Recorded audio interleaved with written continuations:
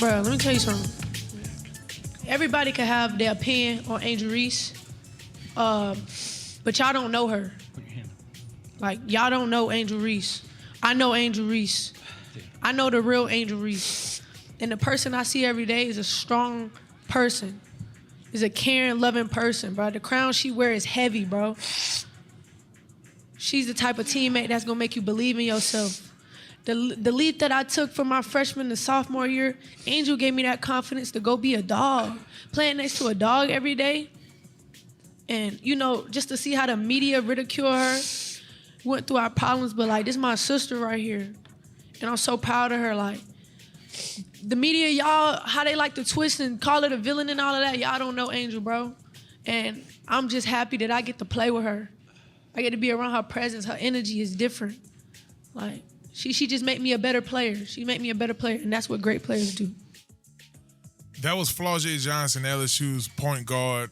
Very emotional speech, very real speech, and I love it. It's the host of Inside the Trenches podcast, Marlon Big Favorite. Welcome to our show, ESPN New Orleans, on this Tuesday evening. Thank y'all so much for joining me.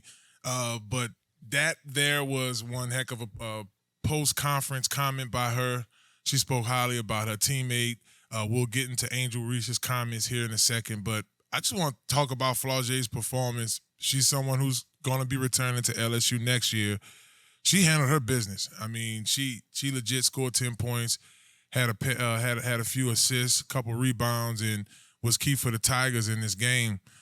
But the LSU Tigers do lose to Iowa. You got to give Iowa their props, though, right? I mean, those girls really played big-time ball. I thought that Caitlyn Clark, I mean, she scored 41 points. I mean, she legit looked like Larry Bird out there. I bet he had Steph Curry the way she was shooting those threes. One heck of a performance by them. Now, LSU played Iowa strong in the first half. When you look back at the matchup, Angel Reese had about 10 rebounds. I want to say she had her first 10 points just in that first quarter, playing dominant down low. LSU came out with a decent game plan. Let's stick them on the perimeter, not let any easy shots go. And when we do get the ball, we'll pass it around till we find Angel Reese down low. And then from there, we'll make successful passes to her. And that worked for about a quarter and a half.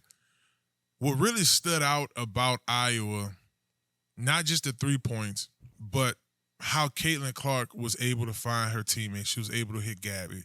She was able to hit Kate. She distributed the ball more than their first matchup. I think that's something that was commonly said today in the aftermath was Iowa came to play.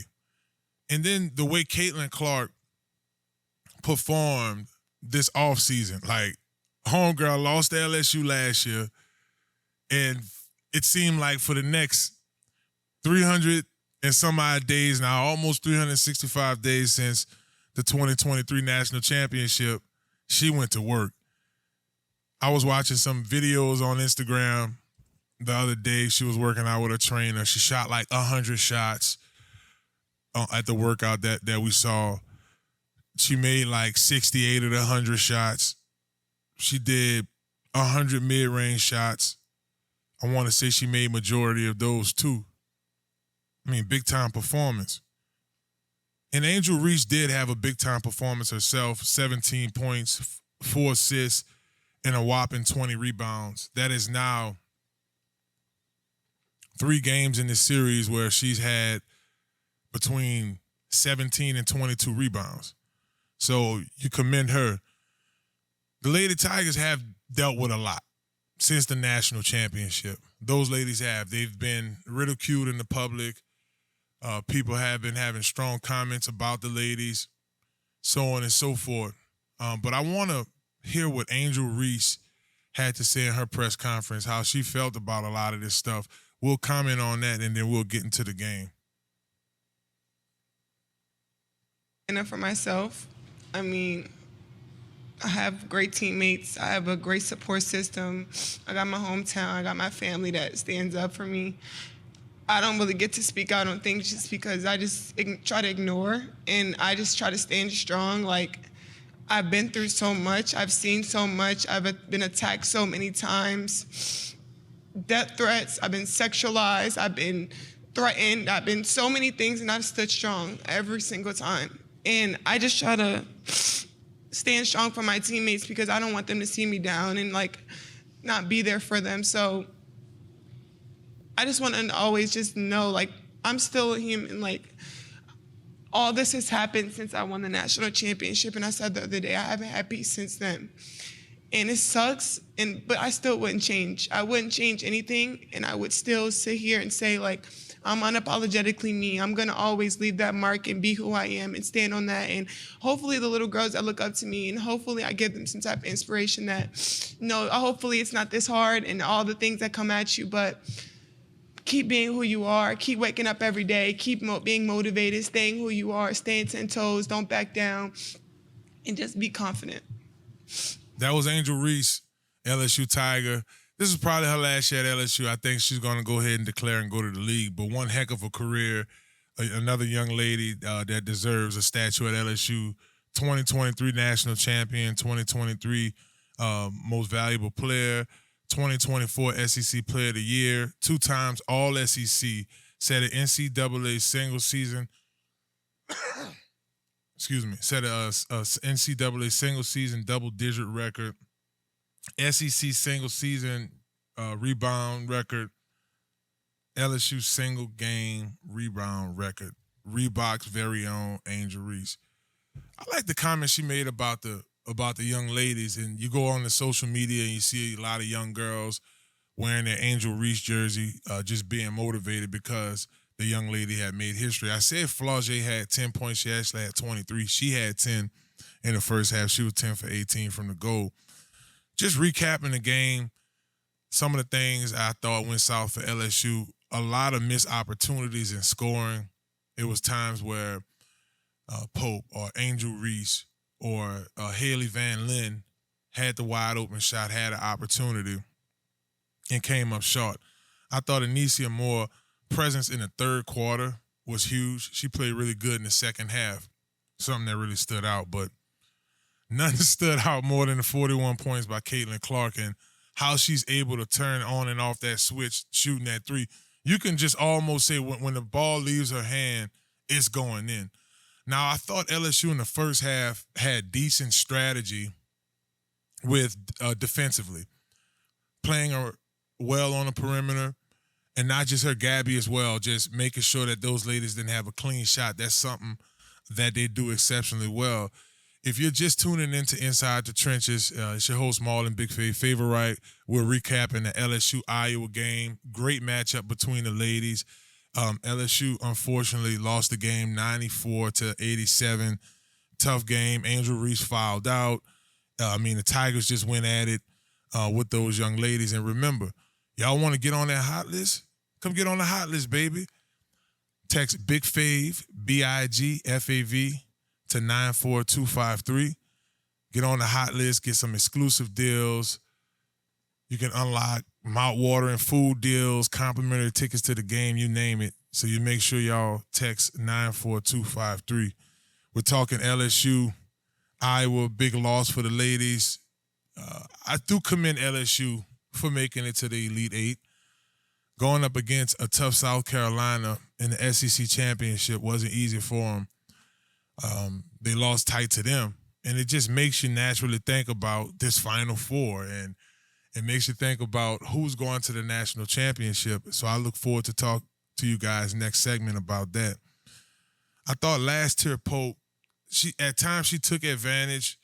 I liked her at the point because it gives Haley and it gives Flaugier and it gives Williams and Morrow opportunities to take those 20-foot shots, to take those three-point shots. LSU needed to score more three-pointers in this game. That's something we fell short on here in that final stretch. The fouls were lopsided too now. I think if you go back and watch the recaps of that game, it was tons of times Angel Reese got fouled, didn't see anything. I felt like a few times they took a little deep breath and breathed on Angel Reese.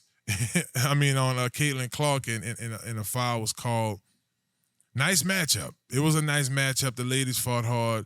They defended their national championship as long as they could. And I don't want to shy away from that. I don't want to overlook that, because here's a set of young ladies who made history at LSU and got a lot of respect from alum like us, because what they've done to help revolutionize women's sports has been amazing. So shouts out to the Lady Tigers.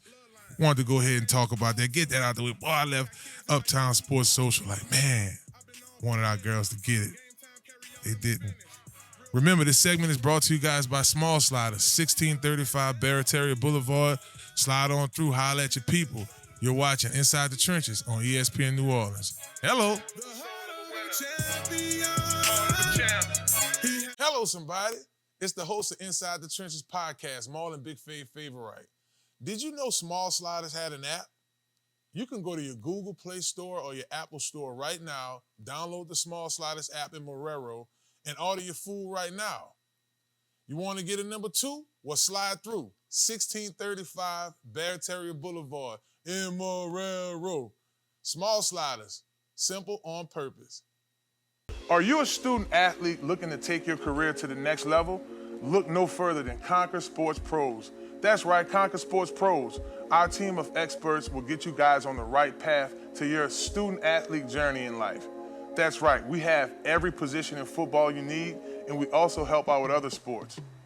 At Conquer Sports Pros, you have everything from a list of consultation, training, and also media training. Yeah, that's right, when you take your career to the next level, play college and hopefully pro, you'll get lots of interviews. Call Conquer Sports Pros today. You can reach them at 504-319-6672 or visit marlonfavorite.com for more information. Hello, somebody. Hello, somebody. It's your boy Marlon Big Favorite. And when I'm hungry, I like to make my way to Small Sliders, 1635 Barataria Boulevard, Marrero, Louisiana. Simple on purpose. When I tell you their burgers are delicious, have some great sauce on them, I'm telling you, when you're just hungry and just need to grab a quick bite, this is the perfect place for you. Small Sliders. The customer service is nice. It's somewhere you can bring the family, hang out and chill, enjoy the atmosphere. Now, I'm a big boy, so when I like to take my Small Sliders, I like to get the biggest smalls. Double patties, bacon, cheese, you name it. Just a delicious burger. And I like to top it off with my favorite, the cookies and cream milkshake. There are 3 delicious flavors: milkshake, chocolate, vanilla, and cookies and cream. Small Sliders. Simple on purpose. Y'all come on and slide through, baby. And let them know that you heard about them on Inside the Trenches with your boy Marlon Big Favorite. Watch out there now. Well, hello, it's Marlon Big Favorite with Inside the Trenches podcast. Are you looking for a brand new car? Or you're tired of what you're driving around in? Or you just need wheels? Well, if that's the case, you need to visit Marrero Motors, 1512 North Causeway, Metairie, Louisiana. At Marrero Motors, our buddy Alberto will get you in a vehicle that fits you that day with no problem. They have vehicles that are pre-owned. You could do a trade-in that day and ride off in something that day. Visit MarreroMotors.com for more information and let them know you heard about them on Inside the Trenches podcast. Hello. Step Construction is here for you with a brand new offer. We now provide affordable storage sheds. Stop wasting your money on overpriced storage units and portable containers. Step Construction can provide you with a custom shed that will fit your budget and storage needs. So contact Step Construction today at 504-340-5809 for your own personal quote. Let us help you take the next step at Step Construction. Yeah. Yeah. That's a jam right there, baby. Yeah. Come on. It's my little jam right there. Welcome back to Inside the Trenches. It's your host, Marlon Big Favorite. You're checking me out now on New Orleans Talk Network along with ESPN New Orleans, baby, 100.3 FM. And this segment is brought to you guys by Uptown Sports Social. That's 3218 Magazine Street, right in the heart of New Orleans, Louisiana. Y'all make sure y'all join us. We were lit last night. We had ourselves a great time last night at Uptown Sports Social. The drink specials was going crazy. The wing specials. Old Ling Ling was like, man, these people keep coming up to me asking about the wing specials. I know, dog. I know, because we got it going. So we had a great time. Unfortunately, our Lady Tigers lost, but it was all to the good. So UPT, Uptown Sports Social, make your way there. They're open every week, but we want you there Monday night too. For the first time, two schools have both men and women teams in the Final Four. That is what this segment is about. That was a Bleach Report. I saw that. I didn't think about that. I got home from Uptown Sports Social last night, which is kind of recapping. Because after the LSU game, I was watching the monitors. I was checking out the game. I saw Juju balling. She played a great game. Paige Buckner really did an exceptional job. Of course, UConn won. But think about this, though, right? Final Four, well, you have two teams, both men and women. Like, just put that into perspective, how lit it is right now at NC State. I'm going to have to hit my boy DeMario Presley up. Shouts out to Mario. He was my teammate with the Saints, and he went to NC State, high school All-Americans. And, hey, man, what the temperature like out there? He ain't A, but I'm pretty sure he reached out to a couple of his people that stayed out there. And then at UConn, out there in Connecticut, is love because they got two teams. I remember when LSU, I want to say it was 2006. I want to say our girls was 2004. We did it was stagnant years where our girls made it to the Final Four and our guys did. So I know what that's like. It's live when it's good, especially when all the teams are doing exceptionally well. So let's get into the matchups. UConn takes on Alabama. So on TBS, it's going to be Saturday game. These teams get a little time to rest and get ready for the Final Four as we start getting into some serious play. Alabama has a 28% chance of winning according to ESPN Predictor. They're thinking that UConn is going to take it all the way. Y'all let me know what y'all think. Hit me up at BigFave504. What are some key things to check out in this matchup as these two teams try to make it to the national championship? UConn does come in 35-3, Alabama 25-11, and both teams are ready to get things rolling. What I find interesting about Alabama, just as the year progressed, you just start to see this team creep in and play a bit better, right? You start to see a little bit of that. Just thinking out loud, we don't really rock with Alabama like that, But when it's like this, especially my girls out, I want to see Alabama win this one. It isn't likely. The way UConn is playing is clutch right now. It isn't likely, but just going back to the season, Tennessee was 14-4, Auburn was 13-5, South Carolina 13-5, and Kentucky 13-5, which put Alabama 13-5 behind South Carolina and Kentucky. So, it was 6 in SEC play. Although all these teams made it to this level. So what has to happen for Alabama to have an upset in this game? I think they got to play one heck of defense. Hey, did y'all see the picture of what's my man from NC State? Looked like Eddie Winslow. DJ Burns Jr. Y'all saw the picture with him and Eddie? That was cool. I wish we had it. My bad, Mike. I should have gave that to you in production. He do look like Eddie Winslow on the slick. If you look at the picture, y'all gotta pull it up. I'm about to post it so y'all can see it. I think I do have it in my stories. But DJ Burns Jr. has been balling for NC State. It doesn't surprise me that these guys are in the position that they are in. When you think about NC State, it's a team that really crept up on us, right? It's a team that, if you look at how they marched their way down the bracket, they put themselves in a pretty decent position. I'm trying to find that picture We may not be able to get to him, Mike. I just thought that would have been cool that we could have put that graphic up. He does look just like Eddie Winslow, but DJ Burns could potentially go to the NFL.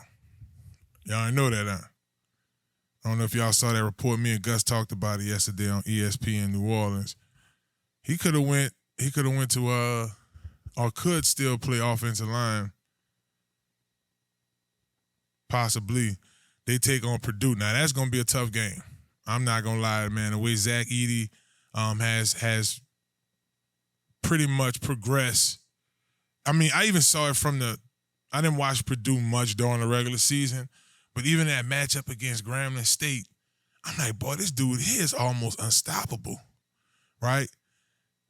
89.5% ESPN says that Purdue is going to win this game, so DJ Burns might consider that. So the story is several NFL GMs think that he could potentially go first round or even early second round in this year's NFL draft at offensive tackle. Would you think about it? I think I would really consider, read some litter. I had a teammate, well, not a teammate, a classmate at LSU in Glenn Big Baby Davis. I remember Coach Pelini coming up to him. I was sharing this story a little bit with Gus on yesterday. It's like, man, come play DN for us. I get your first round. I mean, Big Baby, 6'8", 310 pounds. I mean, imagine him and Tyson Jackson coming off the edge, two big monsters, defensive ends, just setting the edge with the speed and the size, and, probably bump him inside by us, let him play 3-tech. I mean, I thought it could have worked, but it did work out for Big Baby. Big Baby then ended up going to the NBA draft, getting drafted by the Boston Celtics. So that's the first person came to mind when I thought about DJ Burns. But Zach Edey's definitely the future of the NBA. I mean, this dude was legit unstoppable this weekend in his weekend's matchup against Tennessee. Tennessee fought, though. I thought they fought as much as they could to the end. So that's two games that we should definitely keep an eye on. UConn taking on, Purdue taking on NC State will be a really decent matchup. If y'all are just tuning in, y'all listening to ESPN live on, Inside the Trenches live on ESPN New Orleans, 100.3 FM. We're just talking about this historical, first time ever in NCAA history, you have two teams from the same, both men and women. You got UConn's men and women in it. You have NC State's men and women in it, and I think that is pretty cool. UConn takes on Iowa. This is a nice matchup. Two superstars going head-to-head, and Paige Buckner and Caitlyn Clark. UConn 18-0. These girls is playing shutout ball. I think it was 2021, 2022, where Paige won Women's Player of the Year, got an ESPY, had a really great speech. She spoke about African-American women in sports and how they don't get the credit they deserve. I thought that, especially at a time we were going through it back then, we're still dealing with some corona, dealing with a lot of Black Lives Matter stuff at the moment, so on and so forth. And, for her to make that comment.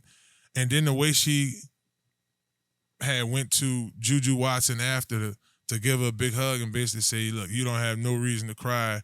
You have definitely earned your keeps in this game. You're going to be a dog, basically. Juju was, to recap that game, she was electrifying. At moments, she looked like Magic Johnson. She looked like Kobe, just shooting, letting the ball hang, making a clean shot. She's definitely the future of basketball.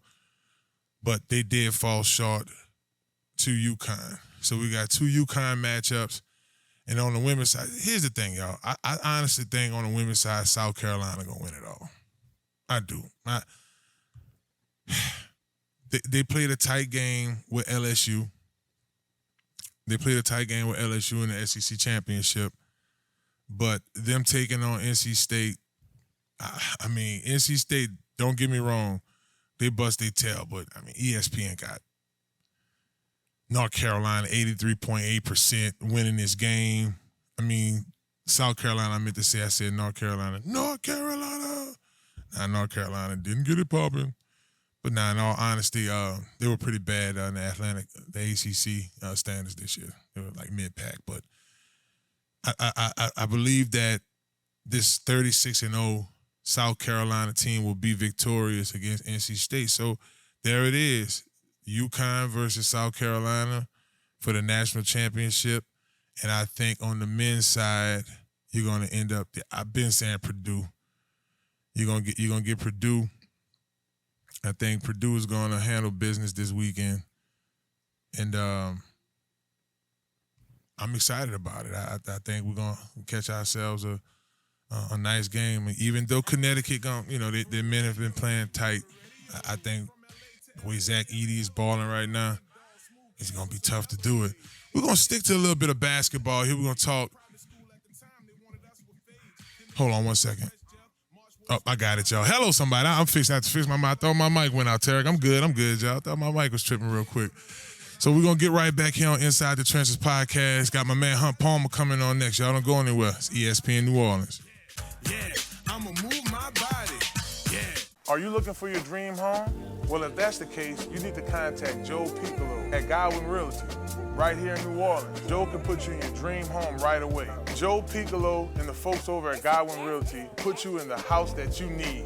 Even if you're looking to invest in some property, they'll do an excellent job with that as well. Contact Joe today at 504-251-8341.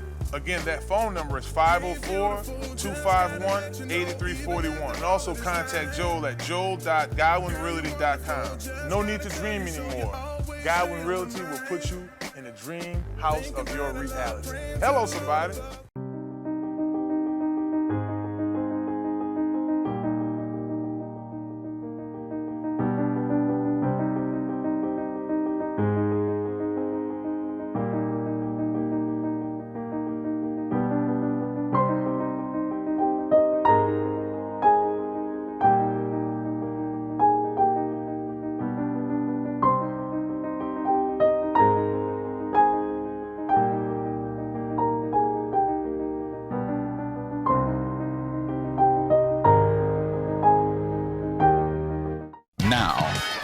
Now New Orleans has a choice. Download the New Orleans Talk Network app for your mobile device or listen at www.neworleanstalknetwork.com.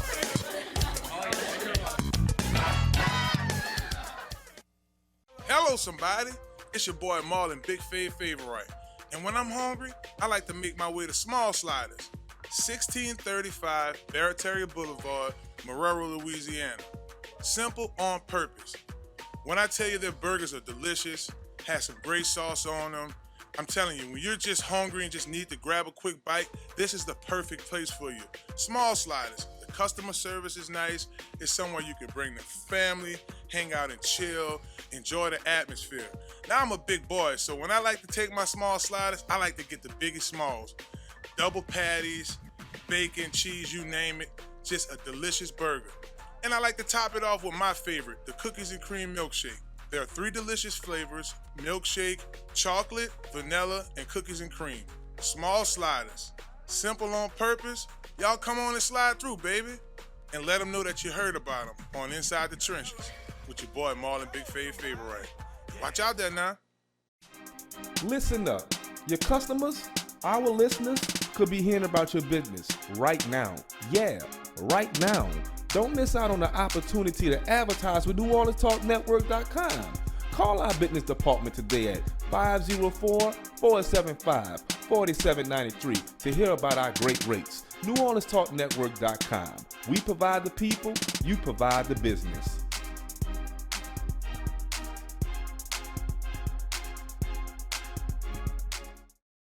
For people, it's the host of Inside the Trenches podcast, Marlon, Big Favorite. Thank y'all so much for hanging around with me. Right now on my Montero Motors hotline, I have the homie Hunt Palmer. Y'all can check Hunt Palmer out every week, 1 to 3 on ESPN Baton Rouge, the Hunt Palmer Show. Hunt gets it rolling. What's good, Hunt, baby? How you feeling? I'm feeling okay. There's not a lot good in Baton Rouge right now, but I'm doing all right. Oh yeah, hon. I didn't seen you watch games before. I can imagine how you were wherever you were watching the game yesterday. You were a nervous wreck. Both games, should I say? Yeah, neither one went very well, but that's part of it, I guess. That is true. I want to jump right into LSU baseball. They took on the brothers at the yard at Southern University, losing 12-7. Huh? What happened? Yeah, I mean, LSU loses a midweek game to an in-state school just about every year. I mean, LSU was as good as you could be last year, won a national championship, and Nichols beat them. So did ULL. So, Southern's only beaten LSU 4 times now in history. So it doesn't happen all that often. The story is that LSU just played terrible, terrible baseball, and they've played very poorly now for a month. They were good in the non-conference against lesser teams. They went to Houston and had a really nice week over in Texas 2 weeks before conference play started. But since conference play started, they played some really good teams. They played really poorly. And last night, too many walks, too many errors, not enough hits, not enough clutch hits, not throwing enough strikes. And when you do all that and you throw a couple balls over the plate and Southern hits them over the fence, you're in trouble. And they were. So Jay Johnson was pretty adamant after the game that some things are going to have to change quickly. And he's talking about an attitude perspective. And we'll see if this team's got the leadership and the dudes to figure it out. It's a baseball season, so you still have time. It's not like football where you play 3 bad weeks or lose a game to a lower level team and season's kind of over with. That's not the case in baseball. You can right the ship, but they better do it in a hurry because Vanderbilt's coming to town on Thursday. When you think about individuals on the team after the last 4 matches with the loss, what group of guys you think need to do a better job for the Tigers to be successful moving forward? Everybody. Pitching is not nearly good enough. You're middle of the pack to bottom of the pack in every statistic except strikeouts. Offensively, you're next to last in the league in batting average. On-base percentage is 11th in the league. It's not just 1 or 2 guys. I mean, Tommy White's had a really solid year, as you would expect from a guy that's as good a hitter as there is in the country. Mac Bingham had a nice weekend and has been pretty solid. But outside of that, it's a lot of mediocre to very, very poor. And if it doesn't get better in a hurry, this season's going to wind down pretty quick. So I wish I could give you 2 names, but I could give you 10 of guys that need to play better. It's everybody they put out there. If you're just listening to Inside the Trenches here on ESPN New Orleans, you're listening to Hunt Palmer with the Hunt Palmer Show. You can check Hunt out Monday through Friday in the Baton Rouge area from 1 to 3 on ESPN Baton Rouge. He's going to keep you informed with the Tigers and everything that's popping, baby. Hello. Tigers take on Vanderbilt this weekend. They actually do this at Alex Box, which is a good deal. One of your favorite spots, Hunt. What are the keys to victory this weekend for the Tigers at Alex Box? Yeah, Vanderbilt's an interesting team. They swept Auburn in the first weekend and looked impressive doing it. And then they got swept 2 weeks ago. And then last week they did sweep Missouri, who's the worst team in the league and really the only bad team in the league, but they didn't hit at all. So for LSU, I think we'll see what they do with the pitching rotation. They kind of shuffle things up because it was a Thursday, Friday, Saturday series last week, and it's another Thursday, Friday, Saturday this week. I think that the guys you can lean on the most are the starting pitchers. They need Luke Holman to be great. They need Gage Jump to be great. And last weekend they weren't. They just weren't all that good. And if they're not, and the starting pitching, which was the supposed strength of this team, kind of buckles a little bit, then I don't know what's there to catch them. So it's probably dependent on the starting pitching to be as good as they've been all year. And if they do that, Vanderbilt shouldn't go nuts offensively. And in front of your home crowd, you ought to be able to generate enough offense to win. But Vanderbilt's always very talented. They're a perennial Omaha team and one of the top programs in the country. So they're going to be talented when they come in on Thursday. It's just a matter of playing well. When you look at the remaining schedule, I know we take on McNeese right after that series, and we continue on with SEC play with Tennessee. In the series to come, not to get too far ahead of this matchup with Vanderbilt, who else down in the SEC play you think gives LSU the toughest fight moving forward as the season progresses? Yeah, I mean, I told you, this first 5 weeks is a bear. You had to go to Starkville and play a good Mississippi State team. I came home and played the defending national runner-up in Florida. Then you take a trip to the number 1 team in the country in Arkansas. Now you're playing a top 10 team in the country in Vanderbilt. And you're going to go on the road to Tennessee to play in maybe the toughest place in the league to play because Tennessee hits a lot of home runs in their home ballpark because it's real small, and they kind of tailor their team to that. They play on the road, they have a little bit more struggles, and when they play at home, they're really tough to beat. So you've got 6 more SEC games in the next 2 weeks that are going to be very difficult to win. Then things lighten up. You've got series on the back end with Auburn, who is not good. You got series with Ole Miss, who is not good. You got a series with Missouri, who's terrible.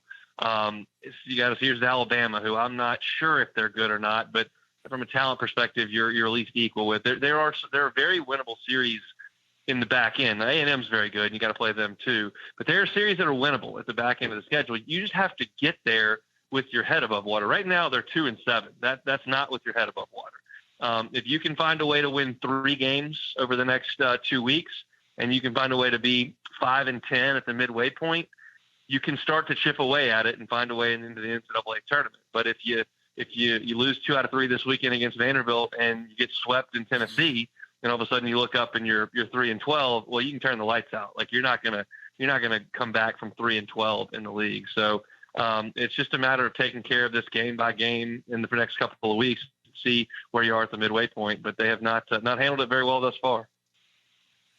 LSU baseball really puts me in the mindset of one of those teams that's rebuilding this year. You had heavy hitters on the team last year, and I thank you, Hunt, for coming on and update me on my baseball deal. My head's been in this draft and all over football and the Pelicans, which they trying to get themselves together as well as they progress towards the end of their season.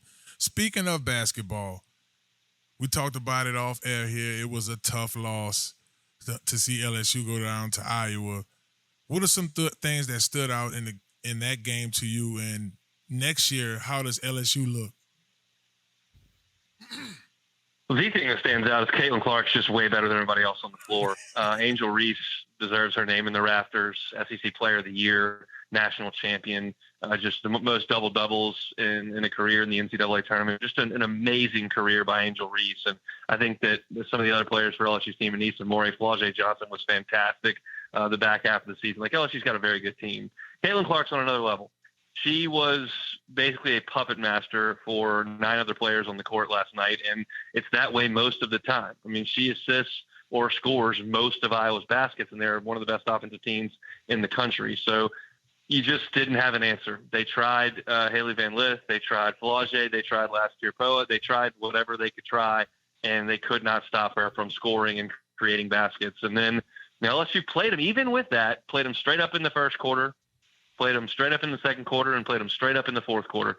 LSU could not shoot in the third quarter. And because of that one quarter where you just went in the deep freeze, Iowa separated and LSU wasn't able to keep up. So, you got her last year for a championship, and that's the biggest one to this point, and she got you back in this one, and she'll move on with that team, which is very, very good because of her.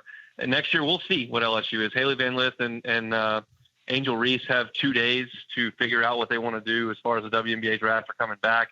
I'd be shocked if Angel Reese came back. She gave kind of a talk in her post-game press conference about what her options are, and that her NIL deals and her brand would carry over to the WNBA if she decided to do that. Haley Van Lith, I don't know if she's a WNBA player or not, and I don't know if she wants to spend another year in LSU's program or not. I don't know how she feels about that. But LSU's got a really good core coming back. Flau'jae Johnson's going to be a star next year. Anissa Morrow is a great player. And then I think Michaela Williams is just going to get better. And that's a really good starting point. And then LSU can go to the transfer portal and kind of cherry pick great players. They did that with Angel Reese 2 years ago. They did it with Anissa Morrow and Haley Van Lith this past year. Like, that's what they can do. It's kind of like LSU's baseball team. They can go basically anywhere in the country and grab a top 5 transfer. So that'll be something that Kim will look into. She's got a top 5 class coming in, and they'll be very, very good again. And we'll see what they can do to reload. But as long as Kim Mulkey's there, they're going to be just fine. That's how I feel too when you look at this LSU's basketball team. Flau'jae Johnson coming back. I do think Haley should come back another year. In this matchup, I thought she was someone, we mentioned this earlier in the show. I thought that she was someone who kind of took a step back on a bigger stage, going going against Caitlyn Clark and that Iowa team. But you said it, brother. Caitlyn Clark is just on a whole nother level. I mean, she's legit. What one of my buddies said last night at Uptown Sports Social, shouts out to E, he said, that's Caitlyn Curry right there, because she can shoot a three from just about anywhere. It's crazy. Hunt, before I let you... for LSU fans, I think the parallel, it was like watching Joe Burrow or like Paul Skeens on the mound. It's like these guys are so much better than everybody else. There's just not much you can do. And when Caitlyn's on, like she was last night, I just don't know that there are many girls out there that are going to deal with her. It's just part of it. And she was really good last night. Man, Hunt, thank you so much for coming on the show. Y'all make sure y'all check out the Hunt Palmer Show every week, Monday through Friday, 1 to 3 p.m. Hunt's going to bring it. Y'all hear it every time on this show. We want to thank Montero Motors for sponsoring this segment. Y'all make sure y'all go to Montero Motors for the best used cars deals in the city, 1512 North Causeway Boulevard. Hunt, thank you for coming on the show, baby. Hello. Be well, Fed. See you, man. You do the show, man. Knock out your thing, man. Knock out the show. Do your thing. 100, man. That was my homie, Hunt Palmer. Y'all check him out every week here on Inside the Trenches. He's going to give us a little bit of that LSU baseball. Then we get into a little bit of that basketball as well. It's Inside the Trenches on New Orleans Talk Network, ESPN New Orleans. We'll be back. Watch out there now. Baby, don't you go nowhere. Are you a student athlete looking to take your career to the next level? Look no further than Conquer Sports Pros. That's right, Conquer Sports Pros. Our team of experts will get you guys on the right path to your student-athlete journey in life. That's right, we have every position in football you need, and we also help out with other sports. At Conquer Sports Pros, you have everything from a list of consultation, training, and also media training. Yeah, that's right, when you take your career to the next level, play college and hopefully pro, you'll get lots of interviews. Call Conquer Sports Pros today. You can reach them at 504-319-6672 or visit marlonfavorite.com for more information. Hello, somebody. Are you looking for your dream home?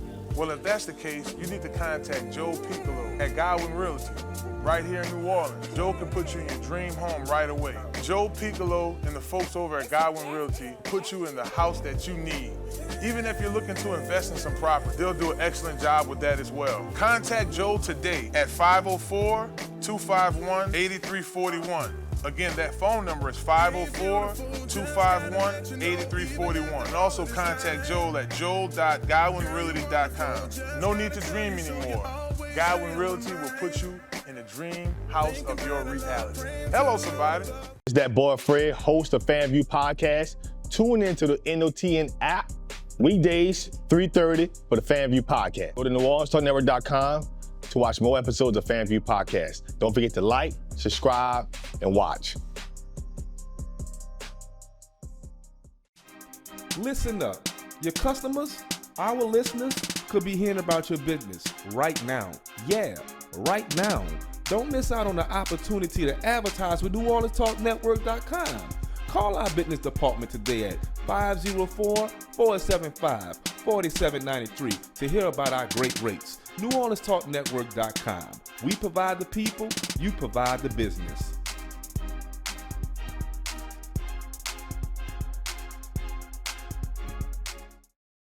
Hello, somebody.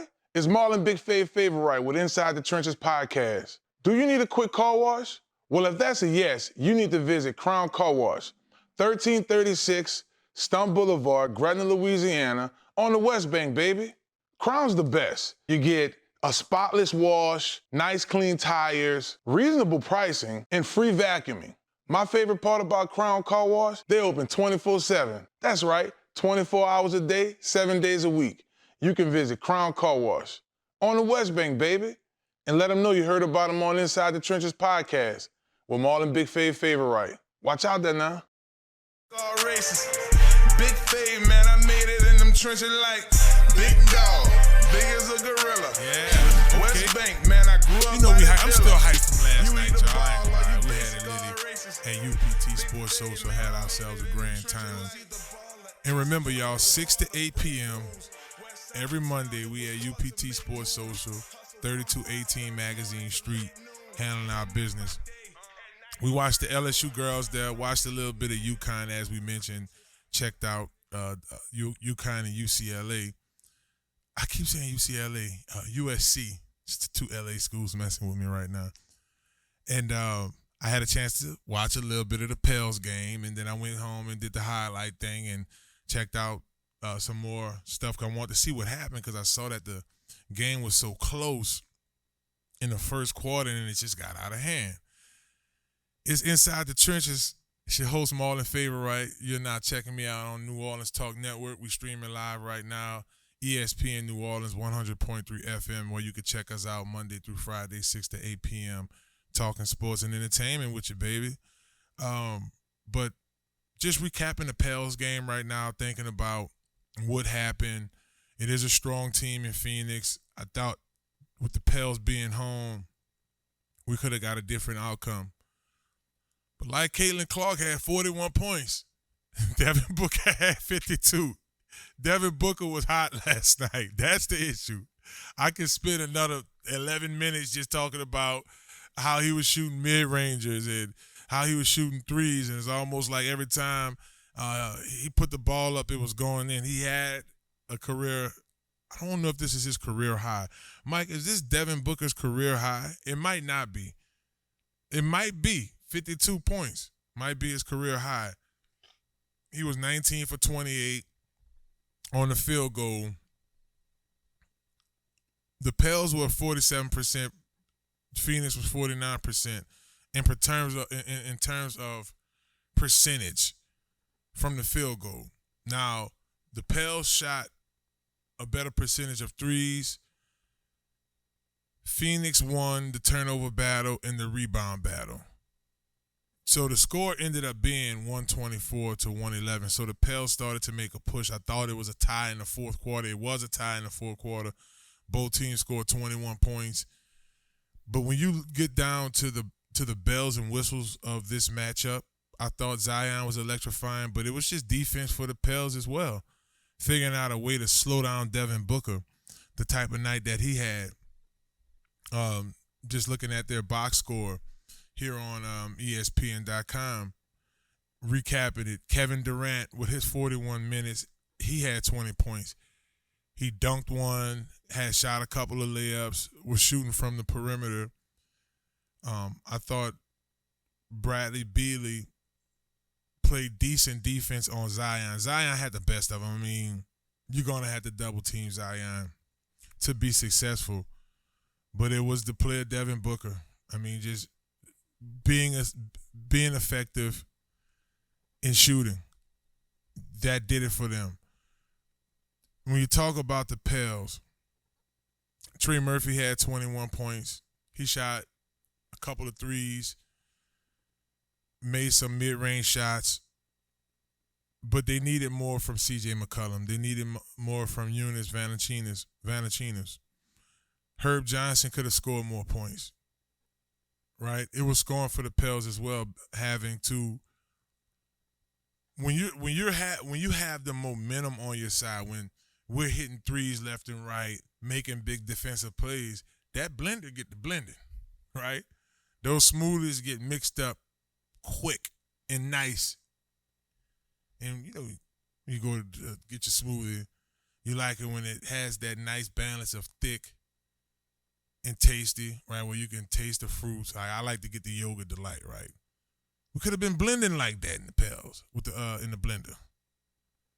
It was a home game we thought more of. I mean, we thought we could have gotten more from them. Could have done a better job off the bench as well. Larry Nance, he had 9 points last night.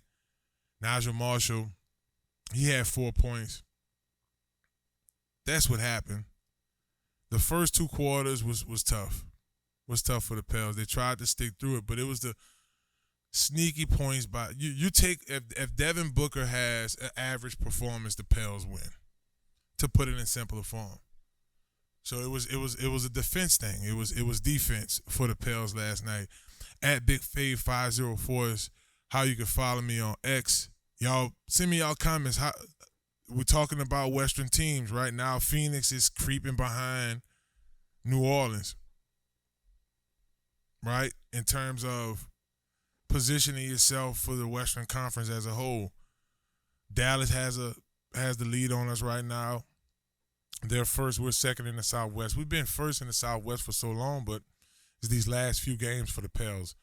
Doing well in Eastern play has worked out fine for them, but it's just finding this rhythm when you get into the conference. They take on Phoenix again later this week. The game is set to be obviously in Phoenix because the Pels, we needed this one at home. I mean, the Pels are still well over 600 right now, making their mark. I still think that we're a threat in the playoffs. I do think when our bench plays more consistent, we win. When you can get 30 points from C.J. McCollum, we win. Zion can just keep being Zion. He had 30 last night. He drove the lane. He played powerful last night. I thought that mattered when you look at moving forward for the Pels. I look at Valanciunas and how he shot a couple of mid-range shots, but I wanted him to be a little more dominant down low. We needed him to be that big guy. So big takeaways, defense. Pels could have played better defense. It's tough. Kevin Durant's a shooter. Devin Booker was on one last night. So, I mean, I'm not going to sit here and say, oh, man, the Pels are screwing up. I mean, they fought. I mean, when a man drops 52, that is just tough. It's just tough to roll on. Well, the Pels take on the Magic tomorrow, 7 o'clock game. We're going to Eastern play. They're going to be here in the Smoothie King Center. I like the matchup for the Pels. Is the Magic one of those teams that really jumps off the page to me? No. I mean, in the Southeastern Standing, they're number one. They have a good team, capable players that could get the job done. Look at some of their key players. You got Wendell Carter, the youngster, 24 years old out of Duke, averaging 11 points a game, being able to put on some lock defense on him, stop him from, not defense, being able to dominate him. Valanciunas, once again, to assure rebounds on both offense and defensive side, both the offense and defensive side of the ball. Polu Band, I'm saying bands like what? Banchero? Yeah, Banchero. Banchero, another Duke guy, point guard for Orlando, scoring 22 points a game, handling his business. You know, you look at those two players and how they could affect this game. That's why our bench come in and we can wear down their key players coming off the bench, getting Alvarado to put the clamps on them, and then your starting lineup have McCollum handle his business. It'll be a great matchup for the Pels as they continue their schedule. After they take on Orlando, they play San Antonio. That's going to be in the Smoothie King Center as well as on my mom's birthday. Shouts out to Mom Dukes. Her birthday is on April 5th. The Pels take on San Antonio. This isn't the San Antonio we used to seeing. They're having it down, even though they have a that boy Weeby. Wimby. I call him Wimby. Big dog, big as a gorilla for real, but not the gorilla like the huge gorilla. Tall, man. They drafted him in the first round. He's definitely the future at that position. But it should be an easy win for the Pels. They're developing, rebuilding that team. But I do think New Orleans will snap out of it. I think they'll get back to one of those top tiers in the West. You're looking at a year in the West where Golden State is down. They're not playing the way they typically play. We're starting to shine at the right time. San Antonio's down. Houston isn't good as they used to typically be. Memphis, they're not winning at all right now towards the bottom of the Western Conference. So the Pels have opportunity to be one of those top-tier teams. And as we talked about with NC State, getting hot at the right time. Same thing about Alabama when you look at the men's NCAA, getting hot at the right time, being able to spark at that time. Rajon Rondo retires after double-digit years playing basketball. He retires. Hey, I get it, man. You made all the millions for all them years. You go on and enjoy the wealth. But I do think when you look at this Pelicans team, they're going to have a legit shot as they lost to Phoenix 124 to 111. Devin Booker having an excellent night, 52 points, just being effective, right? Nobody else really jumped off the page. I mean, the next highest scorer was Kevin Durant with 20 points. So that's why I'm not really looking at this game like, oh, man, the Pels is not going to get this together. Man, the Pels don't really have the opportunity we think that they're going to have. I think this team is going to be all right. This team is going to be exceptionally well moving forward and, get things going. Remember, y'all, I'm going to keep telling y'all this till y'all do it because I want y'all to be able to take advantage of a lot of the prizes. You got Essence Fest coming up this summer. The Pelicans, they still have a lot of their regular season games. You have so many festivities going on here in New Orleans. Y'all got to get on that hot list. Text Big Fave, BIGFAV to 94253. You do that, you'll get a text message. It'll unlock malt water and food specials, complimentary drinks, VIP event, getting on those VIP event lists. Text Big Fave, BIG to 94253 now to join the hot list. It's getting hot in here. So, yeah, I remember that old school now. I don't know. We turned up on a Tuesday evening, baby. It's Inside the Trenches. First hour was rolling, man. I want to thank my brothers Hunt Palmer for coming on the show. Shouts out to Hunt Palmer. Y'all check him out every week, Monday through Friday, 1 to 3 p.m. on the Hunt Palmer Show on ESPN Baton Rouge. We're going to take a quick little break. We're going to come back for the next hour. We'll get into some football. I'm going to get back in my lane here. I had to talk. I was just excited about basketball, man. Living my hoop dreams. We're going to come back, talk a little UFL. It's Inside the Trenches on New Orleans Talk Network, ESPN New Orleans. Watch out there now. Like Mr. Magic, no drama like me or X. I never age like Silk the Shocker. Nail beat, I get it popping. Like a tank in all. Are you looking for your dream home? Well, if that's the case, you need to contact Joe Picolo at Godwyn Realty, right here in New Orleans. Joe can put you in your dream home right away. Joe Picolo and the folks over at Godwyn Realty put you in the house that you need. Even if you're looking to invest in some property, they'll do an excellent job with that as well. Contact Joe today at 504-251-8341. Again, that phone number is 504-251-8341. And also contact Joel at joel.godwynrealty.com. No need to dream anymore. Godwyn Realty will put you in the dream house of your reality. Hello, somebody.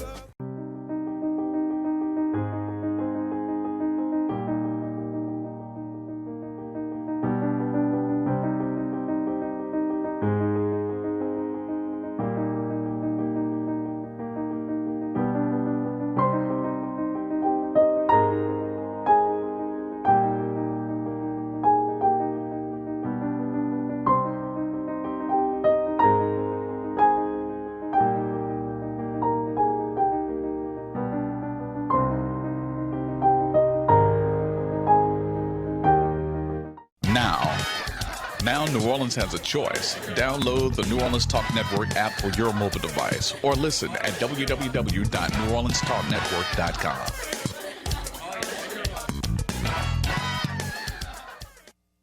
Hello, somebody. It's your boy Marlon, Big Fave Favorite. And when I'm hungry, I like to make my way to Small Sliders, 1635 Barataria Boulevard, Marrero, Louisiana. Simple on purpose. When I tell you their burgers are delicious, have some great sauce on them, I'm telling you, when you're just hungry and just need to grab a quick bite, this is the perfect place for you. Small Sliders. The customer service is nice. It's somewhere you can bring the family, hang out and chill, enjoy the atmosphere. Now I'm a big boy, so when I like to take my Small Sliders, I like to get the biggest smalls. Double patties, bacon, cheese, you name it. Just a delicious burger. And I like to top it off with my favorite, the cookies and cream milkshake. There are 3 delicious flavors: milkshake, chocolate, vanilla, and cookies and cream. Small Sliders. Simple on purpose. Y'all come on and slide through, baby. And let them know that you heard about them on Inside the Trenches with your boy Marlon, Big Fave Favorite. Watch out there now. Listen up. Your customers, our listeners, could be hearing about your business right now.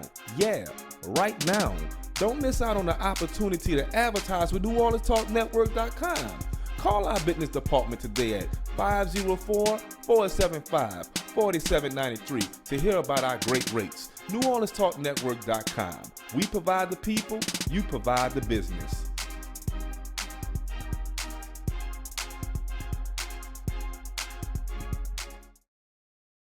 Got it bumping. You keep calling my phone. Yeah, baby, we jamming over here. It's Inside the Trenches. It's your host, Marlon, Big Fave Favorite.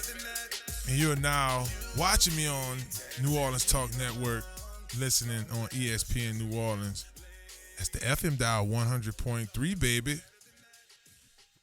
Football, football, football. When you think of America, it's football. We got college football, draft, Senior Bowl, everything dealing with football. And you gotta love it. Well, we're talking UFL. Now, before I get into the high action this past weekend, and these guys played excellent ball. I liked hearing the da-da-da-da-da-doom, da-da-da-da-da-doom. I know the Fox sound. I'm like, oh man, is it September? Is it October? Right? No, man, football is definitely back. I want to share my UFL story with you guys. I may have spoken about it before. Two different deals. We were the United Football League. This is the XFL and the USFL merging to make the United Football League, so that brand is back. These young men are able to play a sport that they like, still be seen, and still be compensated for it. The average salary for a UFL player is at $55K a week, which is decent money to live off of, right? These guys play a excellent season. Competitive ball. One of the things that should be noted, we talked about it on last week's show, the NFL is adopting their kickoff rule. So you're going to see a different kickoff that came from the UFL, checking it out. And what I appreciate about this league, this is what the D-League is to the NBA. This is what minor baseball league is to the major baseball league in MLB. For years in the game of football, we've been waiting for this opportunity.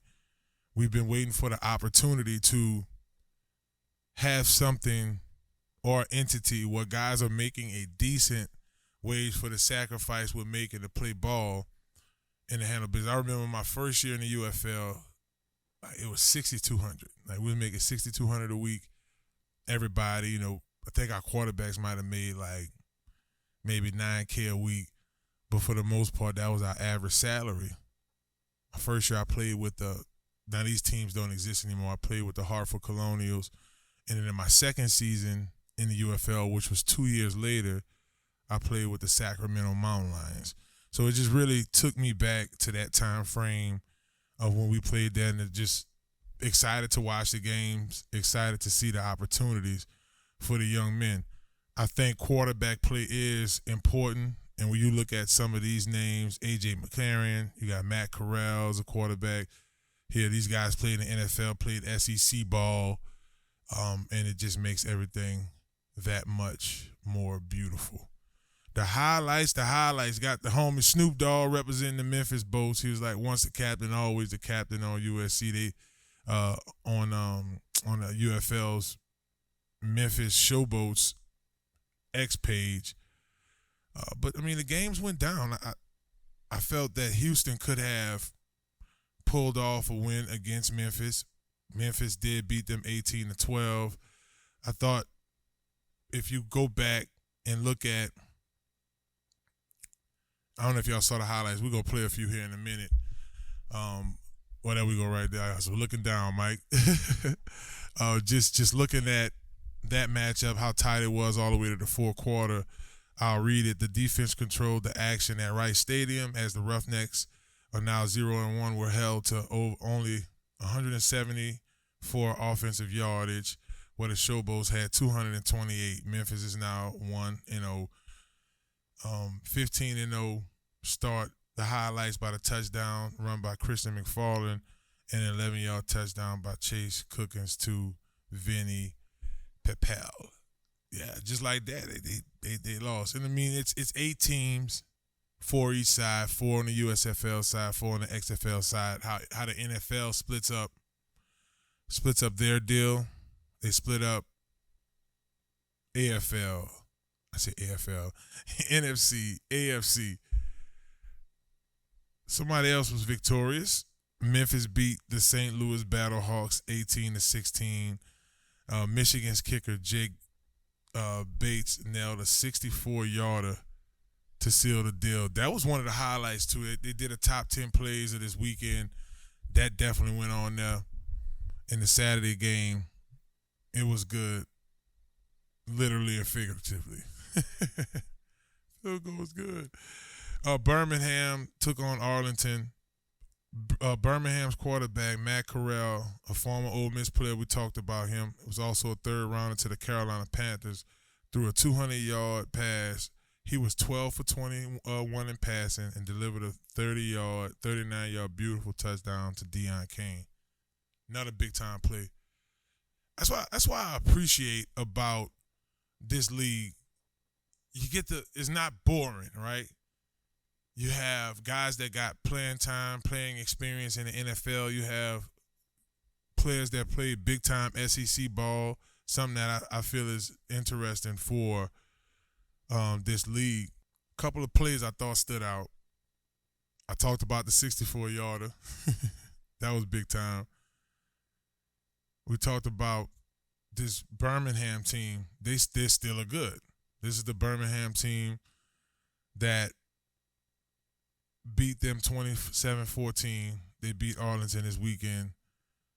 Team that still looks pretty good from last season as that league broke up. Wes Hills picked up where he left off at.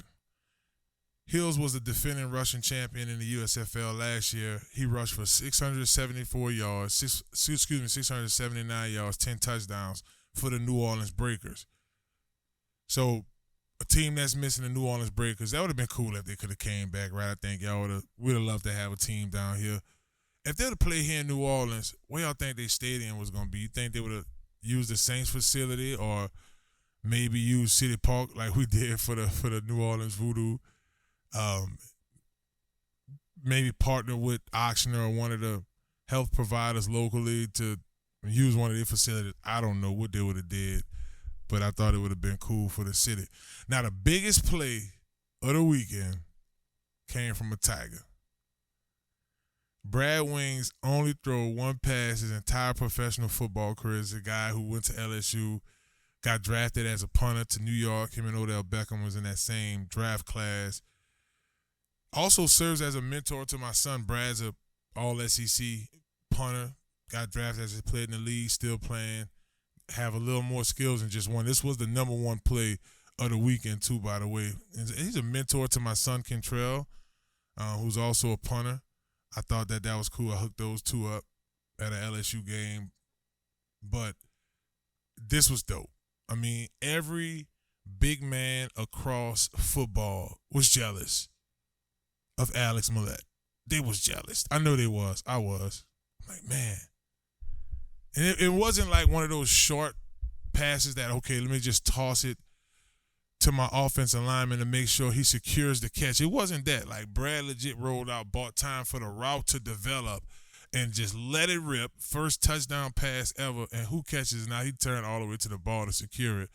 But as the coaches say, he kept it high and tight. You know what I'm saying? You're handling that ball, you won't keep it high and tight, and that was lit.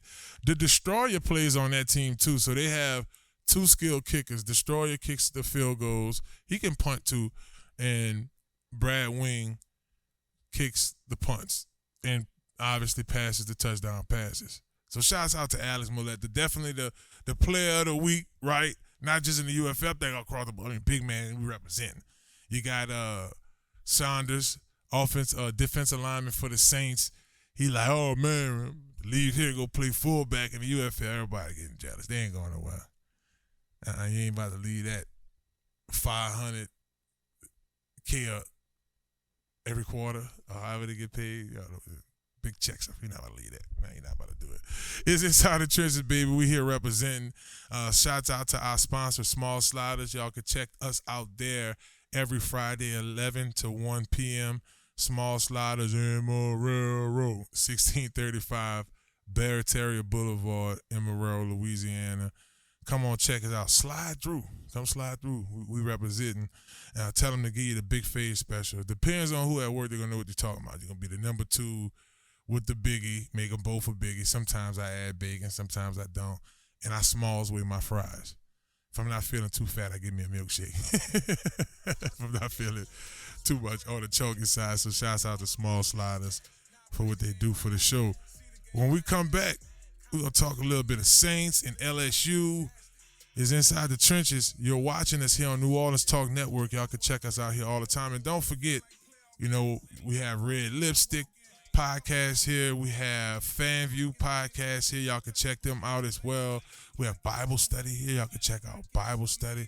We got the live line. Y'all heard DJ Tune last night representing on the ones and twos. I say ones and twos. I bet you're going to like that. Ones and twos. Y'all don't go anywhere. It's Inside the Trenches on ESPN New Orleans. Well, hello, it's Marlon Big Fave Favorite with Inside the Trenches podcast. Are you looking for a brand new car? Or you're tired of what you're driving around in? Or you just need wheels? Well, if that's the case, you need to visit Montero Motors, 1512 North Causeway, Metairie, Louisiana. At Montero Motors, our buddy Alberto will get you in a vehicle that fits you that day with no problem. They have vehicles that are pre-owned. You can do a trade-in that day and ride off in something that day. Visit MonteroMotors.com for more information and let them know you heard about them on Inside the Trenches podcast. Hello. Hello, somebody.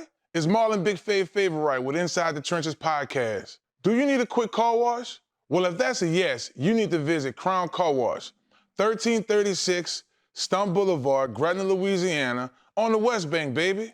Crown's the best. You get a spotless wash, nice clean tires, reasonable pricing, and free vacuuming. My favorite part about Crown Car Wash, they open 24/7. That's right, 24 hours a day, 7 days a week. You can visit Crown Car Wash on the West Bank, baby, and let them know you heard about them on Inside the Trenches podcast with Marlon Big Fave Favorite. Watch out there now. It's that boy Fred, host of FanView Podcast. Tune into the NOTN app weekdays, 3:30 for the FanView Podcast. Go to NewOrleansTalkNetwork.com to watch more episodes of FanView Podcast. Don't forget to like, subscribe, and watch. Listen up. Your customers, our listeners, could be hearing about your business right now. Yeah, right now. Don't miss out on the opportunity to advertise with NewOrleansTalkNetwork.com. Call our business department today at 504-475-4793 to hear about our great rates. NewOrleansTalkNetwork.com. We provide the people, you provide the business.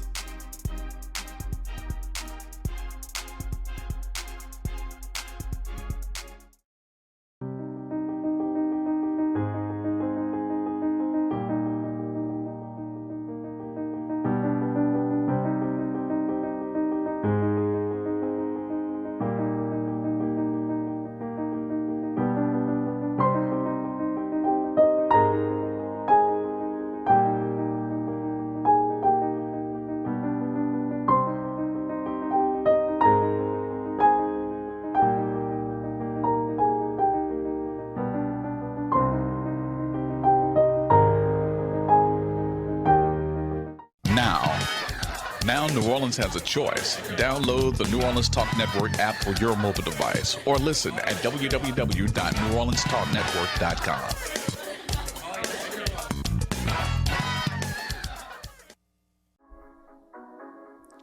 Well, hello, somebody. It's Marlon Big Fave Favorite. Thank y'all for joining me back here on Inside the Trenches on ESPN New Orleans. Y'all can check us out every Monday through Friday, 6 to 8 p.m. We be live, baby. Peter, Piper. Shouts out to the New Orleans bounce culture as well. Boy, DJ Tune was handling his business on the ones and twos last night. It's always my new thing. I say on the ones and twos last night. just coming in with all the dope songs that's out right now. He was mixing a little bit of my catalog, and I was like, I had to send my producer, Deli, I'm like, Deli, man, check this out, boy. Tune ain't playing around, boy. He doing this thing. So y'all make sure y'all check Tune out at all our live remotes. He'll be there. Come on out. There's almost like in a club, but you're on the show. The New Orleans Saints. You know, I got to talk about my Saints. We're going to talk about the Saints daily on this show. We've been talking about their potential first rounders. Who could go first round with the Saints? What's the best fit? Should we go offensive tackle because it's the highest need? Should we go best available? Something I've said a lot recently. And I've also mentioned potential edge rusher, or CL's mentioned potential edge rushers. They can go different type ways. Well, I was on Saints Wire, which is USA Today's local talk for the Saints. And I thought this interesting was pretty interesting by John Singular. It says, which 2024's draft picks have the Saints already traded? Their second pick, pick 50. This pick belongs to Philadelphia. The Saints traded their second-round pick choice in the 2024 draft back in 2022. As a part of that package, indicates to bring New Orleans' second first-round pick along with their 2023 first-round pick and some other draft picks. And that draft pick became Trevor Penning, who missed most of his rookie year due to being benched by an injury 6 games into his second season. Going into his third year, he's working hard to earn a starting job. So that pick, you trade away to Philadelphia. When you think about Trevor Penning and us taking that direction to get Trevor, it was a risk, to say the least, because here's a guy that played aggressive, but he played aggressive on his level. If you're going to go with that pick, you want to go with a surefire SEC lineman, ACC lineman, Big Ten lineman. That conference develops some of the best offensive linemen in college football. Look at Quentin Nelson from the Colts. You know, you look at it from that perspective. Will Trevor Penning be? I mean, he's a third-year pro now. He's been in the same system for a while. He's played in NFL games, played against NFL competition. I do think there's an opportunity for him. I don't know if it's at tackle. I like to see Trevor at guard. I think guard, offensive guard, left or right side. I would say left side would be the best fit for him. Third round pick 81. The Seattle Seahawks own that pick by the way of Denver. Loomis felt the only way to get back in the first and second round picks for the Sean Payton trades was include the third rounder with him. At least they test the argument he made that support the decision. The Saints may have been able to get a lesser pick than a second round choice. They got it in 2024 at 45 and in the first round of 2023, which became Brian Bruzy. I like that move, right? Without giving anything up, but we'll never know for sure. Straight up. I mean, the article reads it perfectly right there. You look at Brian Bruzy, totally different from Trevor Penning. I think Brian Bruzy came in and made an immediate impact. 4.5 sacks, double-digit tackles, including, I want to say, low-tier double-digit tackles for loss. So, I think he had maybe 12, 13, and he was clutch in the middle. It was a year where the Saints defense had to play up to speed, and him stepping in and starting or hopping in as a rotational starter. Now, let's talk about the Saints' defensive line here for a second. When you look at the guys that's in that room, I think that area is probably the safest place on the team. The Saints defensive line. Nathan Shepard, Caitlyn Saunders, and then going in, I talked about how well Brian Bruzy played. That was off of the bench. There's a first rounder that was coming in off of the bench. You got your 2 veterans. Saunders come from Kansas City. Shepard, the Jets. And you got Jack Helflin. He's still there. Now, when you start looking at the defensive end position, Chase Young, Cam Jordan still up. Peyton Turner still has a lot to prove, if you ask me. The reason the ceiling is so high on him, for our listeners, y'all understand this. The ceiling is high for the simple fact we spent so much money on him. You're a first rounder. Carl Granderson has definitely proven himself. We still have Tahoe Capasino. The Saints' defensive line is in a good position. To me, that's the safest place on the field. You look at the second safest place on the field, it's a toss-up between the linebacking core and the wide receivers. There is a need there for the wide receivers, so I would probably get a linebacking core, that edge. You got DeMarco Jackson rotating in as a backup middle linebacker for Demario Davis. You have Pete Warner, who's playing at a high level along with Willie Gay. I mean, you couldn't, that we just got from Kansas City, one of their leaders in their linebacking core. You couldn't ask for a better situation. I mean, you just couldn't. When you look at that Saints team, taking a look back at the Saints Wire article, USA Today, you look at pick 116. And it's the Jacksonville Jaguars, not the Saints, who will be spending New Orleans' 4th-round pick. The Saints traded this choice to move up and get quarterback Jake Haener in the 4th round. Y'all remember the draft last year? We had to go up a couple of picks to get Jake Haener, upgrading their 7th-round choice to number 227, which is Jacksonville's pick used to get defensive tackle Raymond Foiscat. He was wavered during the cuts. So it was basically a waste pick for them. And it goes on and says, so far, effectively spending 2 first-rounders on Haener, he needs to leave, no doubt, with the competition with veteran backup Nathan Peterman for the number 2 job behind Derek Carr in training camp. I mean, that couldn't read better by USA Today. That is that situation. They did trade up to get Jake Haener. They do expect him to beat out Nate Peterman. I think there's some indirect language going on there, guys, because Nate Peterman missed the 5 interceptions, which, again, the offensive staff like him. So that's what matters through experience. That's all that matters. Look, we all make mistakes. Everybody has bad days. Everybody makes mistakes, right? Y'all remember that little meme? Yeah, that happens. So if he beats out Jake Haener, waste of a trade up. Just saying, he could have got a solid defensive tackle or something. And their 7th-round pick 238, the Houston Texans received that pick from the Saints back in 2021. It was the least valuable asset to the New Orleans Saints, which allowed them to trade according to the NFL's collective bargaining agreement, which capped tradable draft picks at their 3rd year in the future. At this time, gives up a pick in the final round of the draft circulating, which brings back favorite player Mark Ingram, would be able to make some memorable Saints before calling it a career. You think the Saints should look at bringing Mark Ingram back? Think that would be a good idea? I'm not sure. I heard the Cowboys are thinking about bringing Ezekiel Elliott back.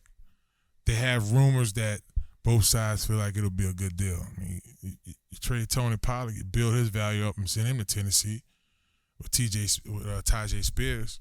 Shouts out to Tulane. Big time. So I just wanted to read that article to y'all. It was basically talking about the picks because you look at the man, Saints missing some picks. How they get all in 3rds, all in 5ths? I meant to say, more than likely 2 or 3 of them 5ths gonna be traded to get something.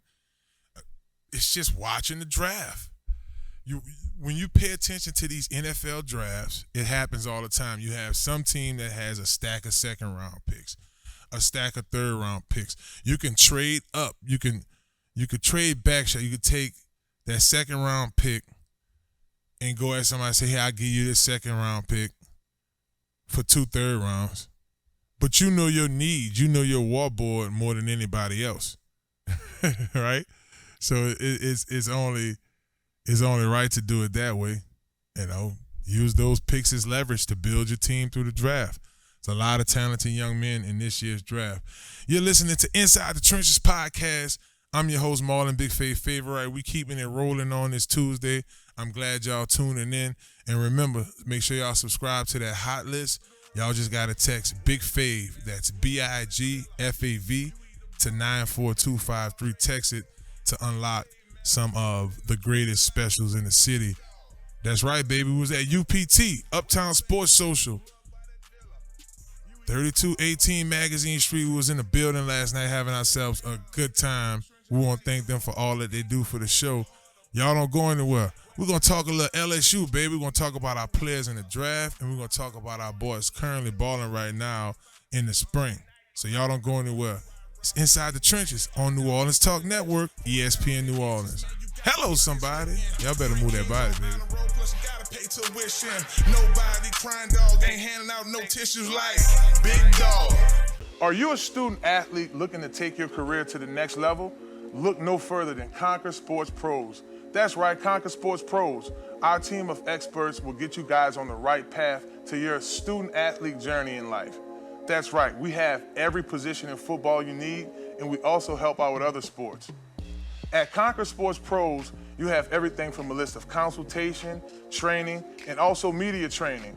Yeah, that's right. When you take your career to the next level, play college and hopefully pro, you'll get lots of interviews. Call Conquer Sports Pros today. You can reach them at 504-319-6672 or visit marlonfavorite.com for more information.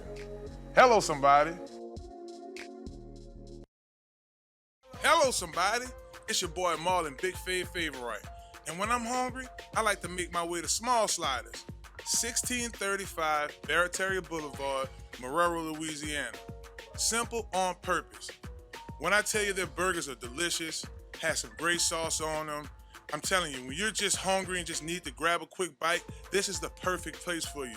Small Sliders. The customer service is nice. It's somewhere you can bring the family, hang out and chill, enjoy the atmosphere. Now I'm a big boy, so when I like to take my Small Sliders, I like to get the biggest smalls. Double patties, bacon, cheese, you name it. Just a delicious burger. And I like to top it off with my favorite, the cookies and cream milkshake.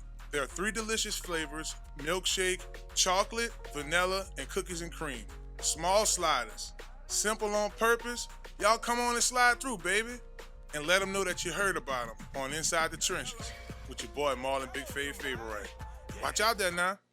Well, hello, it's Marlon Big Favorite with Inside the Trenches podcast. Are you looking for a brand new car? Or you're tired of what you're driving around in? Or you just need wheels? Well, if that's the case, you need to visit Montero Motors, 1512 North Causeway, Metairie, Louisiana. At Montero Motors, our buddy Alberto will get you in a vehicle that fits you that day with no problem. They have vehicles that are pre-owned. You can do a trade-in that day and ride off in something that day. Visit MonteroMotors.com for more information and let them know you heard about them on Inside the Trenches podcast. Hello. Step Construction is here for you with a brand new offer. We now provide affordable storage sheds. Stop wasting your money on overpriced storage units and portable containers. Step Construction can provide you with a custom shed that will fit your budget and storage needs. So contact Step Construction today at 504-340-5809 for your own personal quote. Let us help you take the next step at Step Construction. Welcome back. It's Inside the Trenches with your host Marlon Big Favorite, and we just cruising through here, baby. Second hour is on the road. We're in the bottom half of it. And this segment is brought to you guys by Godwyn Realty. That's Godwyn. Godwyn Realty. Y'all make sure y'all check them out. They're on Soapy Wright Street. I'll get that address pulled up for y'all here in a second. But y'all can hit my man Joel up, Joel at GodwynRealty.com. That's GODWYN. Shouts out to Joe. Joe was in there rolling last night, man. We were giving some real commentating last night. We did a good job at being able to not only keep up with the game, but touch base on other subjects. Like, we had to legit use halftime to give us a little time to talk about the UFL. And we talked Saints wide receivers last night. And shouts out to Joel and CL, my co-host, holding it down at UPT Sports Social last night. We had ourselves a good time. So Tigers in the league. We look at this segment. We're going to take a look at 3 LSU Tigers that are projected to go first round. And it's my job here for the next, I want to say 7 minutes. I'm looking at our clock here. It's going upward. But I'm going to use this next couple of minutes to get you guys knowing where these guys may potentially go. And I'm going to work from backwards to front, right? So I'll go with the lowest projected guy. I'll say why he may end up going there and what are some of the reasons too. But before I get into that, I just want to talk about this time. I think this time kind of gets looked over because we get caught up in the numbers and we get caught up in what potential, what the guys go, what type of potential he has. What was his 40? What was this? What was that? You know, we go through that whole dance. But at the end of the day, man, these young men have been working basically their entire lives to get to this point. And to overlook the work ethic that these guys put to get to this point and how hard, like, I think about Malik Neighbors a lot. This is a young man who fumbled a very important catch in our first matchup against Florida State. This was Brian Kelly's first year. This was Jaden Daniels' first year there. He fumbles a kick and it cost us. And I didn't see that kid look back since. Since that incident, he's gotten better. He's broken records at LSU, so on and so forth. So to go from that spot to where you're at now just speaks volumes about the dedication. So good luck to all these young men, all the LSU Tigers who entered the draft. Man, I remember those days like it was yesterday, and what a beautiful moment. So the first Tiger I'm going to talk about is Brian Thomas Jr. Here's a young man, if y'all had a chance to watch the Combine, you see why a lot of NFL scouts and GMs are talking about him. And when you look at guys like Adam Scheffner and Mel Kiper Jr., and yours truly, we start looking at where these guys may potentially land. When you check out a guy like Brian Thomas, you think back to the Combine and how his performance was in the Combine. Ran a 4.3, jumped well, didn't participate in a lot in LSU's Pro Day. He just basically did the routes with Jaden Daniels. But I'm talking about the film. Let's talk about the tail of the tape. Constantly being able to beat his one-on-one coverages, even going against some of the top DBs in college football, and it's the 50-50 ball, the for sure body positioning, and the for sure hands. Nice route runner. When you think of Brian Thomas, he does run a decent fade. He does run a decent street route, but he can also do nice hook to curls or a dig route, just finding that space, finding open spots, running the dig route, putting himself in position to catch the ball, a 16-yard pass, or a 2 or 3 yard pass, but also position himself to cut the burners on. You see it on tape all the time, breaking tackles, being able to outrun the defenders. And this electrifying year that Jaden Daniels have, and you look back at his receiving core, you have to think Brian Thomas. Now, both Malik Neighbors, who we're going to talk about next, and Brian Thomas had electrifying years, but at that wide receiver position, couple things that's key. In press coverage, can you break away from the defender? So are you strong enough to get off of a press coverage? 2, being able to find the open space. What I mean by that is, let's say, for instance, you have a slant, right? But then, let's say, for instance, LSU played against Tennessee and they blitzed up the middle. Right now, that forces Jaden Daniels to roll out to his right. Can you put the scramble rule into play in making things happen? And Brian Thomas showed that on film. And lastly, the burners. You beat the cornerback, but what about if a team's in cover two? Could you burn the top off of the safety? Right? Just Jaden Daniels threw a lot of deep balls this year, right? And you've seen Brian Thomas consistently make those plays. So when you look at landing spots for Brian Thomas, the tail of the tape, so once all the scouts had a chance to look at the tape and really get into what this guy looks like and how he's bringing it, you went from potential second round to now middle of the first. I look at Indiana, the Colts, who have Indianapolis, who has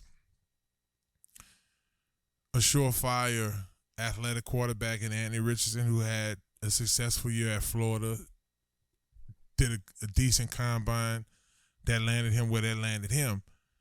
Does he go there? Does New Orleans take him the spot before? That's what a lot of these mock drafts are saying, right? So I do think Brian Thomas is someone who, if receivers start falling off the board quick, they may look at bringing him in a bit earlier. Malik Neighbors faced, as I mentioned to you guys, adversity.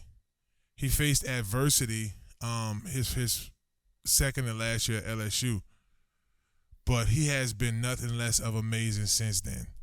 Some of the same qualities I talked about with Brian Thomas. He ran a 4.35. 2 milliseconds slower than Brian Thomas, who ran the 4.43. So at any given moment, I mean, Malik Neighbors, the ability to make those catches, those hard catches. I think about the Texas A&M game, Arkansas, Missouri, just all of those games where Jaden just really put it to the back of the end zone. Mississippi State, back of the corner end zone, the foot tap ability to find that balance and to get in that play, on this play right here, he got 5 viewers. He got both feet down in the end zone. So that's NFL rules. NFL ready guy. He automatically comes into the league and he's your number 1 or 2 receiver. Right? Thank DJ Moore. Thank Jamar Chase when you think Malik Neighbors. Some folks have him going to the Giants at 8. I saw some boards even have him 9. Get this, 9 in Chicago. I've even saw some boards have him 1 to Chicago. Right, Chicago got the 2 picks. One of your quarterbacks will be there. But he is receiver 1 off of this year's draft board, Malik Neighbors, the best receiver in this NFL draft. To the best quarterback in this NFL draft, Jaden Daniels, baby. Number 5 for LSU, number 1 in your hearts. Rushing yards, Cam Newton level. Passing yards, I don't know where should I start. Maybe Peyton Manning at Tennessee plus. Joe Burrow, LSU's his last year there, 2019 season. Jaden Daniels was that. A lot of the knocks on Jaden, oh man, he's skinny. Weighed 210 at his pro day. Leadership ability, has the ability to lead, a leader of men. Knows how to make plays, in the pocket. Doesn't make a lot of mistakes. This year, he didn't throw as many interceptions. He threw 4 interceptions this year. 2 of them were tip balls. I think when you look back at Jaden Daniels' season and what he was able to accomplish, I mean, next to none. Receiving yards, passing yards. I mean, he was that guy. 72.2% passing comp. It doesn't get no better than Jaden Daniels in this year's draft. Boy, Chicago, you're on that clock. You got some decisions to make. Caleb Williams, he's a good quarterback. He put 2 years of tape. Jaden Daniels, next level. electrifying, speed. Made some of the best passes in the toughest conference, the SEC. Don't sleep on him. Oh, trust me, Dan Quinn, Coach Dan Quinn, he over there with the Birdman rub. He rubbing them hands with that number 2 spot. You can let him fall if you want to, Chicago. I wouldn't advise it. You might want to watch that tape again. Reconsider, read some litter. He's your guy. It's Inside the Trenches. Y'all don't go anywhere. We're going to stick around with LSU, but this time we're going to take it to spring ball. You're watching me right now, New Orleans Talk Network, ESPN New Orleans. Y'all don't go anywhere. Keep calling my line while I'm working my daily grind. Why you gotta do me like that? My boss keeps riding. Well, hello, it's Marlon Big Fave Favorite with Inside the Trenches podcast. Are you looking for a brand new car? Or you're tired of what you're driving around in? Or you just need wheels? Well, if that's the case, you need to visit Marrero Motors, 1512 North Causeway, Metairie, Louisiana. At Marrero Motors, our buddy Alberto will get you in a vehicle that fits you that day with no problem. They have vehicles that are pre-owned. You could do a trade-in that day and ride off in something that day. Visit MonteroMotors.com for more information and let them know you heard about them on Inside the Trenches podcast. Hello. Hello, somebody. It's Marlon Big Fave Favorite with Inside the Trenches podcast. Do you need a quick car wash? Well, if that's a yes, you need to visit Crown Car Wash, 1336 Stump Boulevard, Gretna, Louisiana, on the West Bank, baby.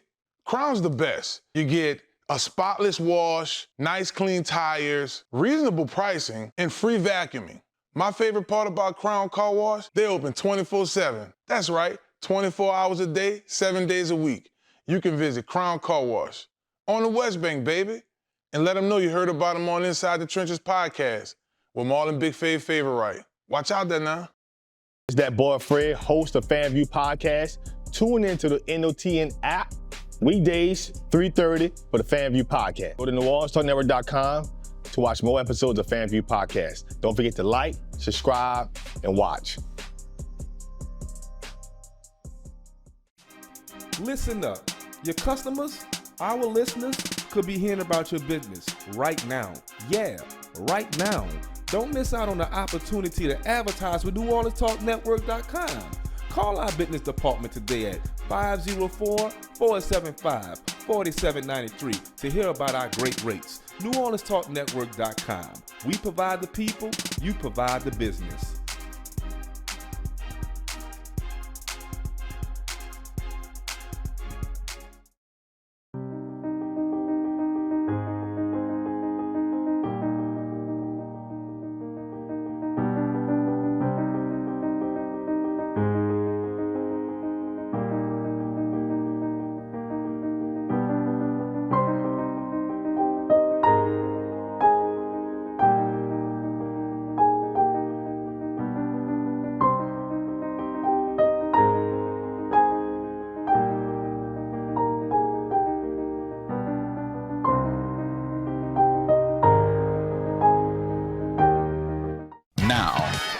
Now New Orleans has a choice. Download the New Orleans Talk Network app for your mobile device or listen at www.NewOrleansTalkNetwork.com.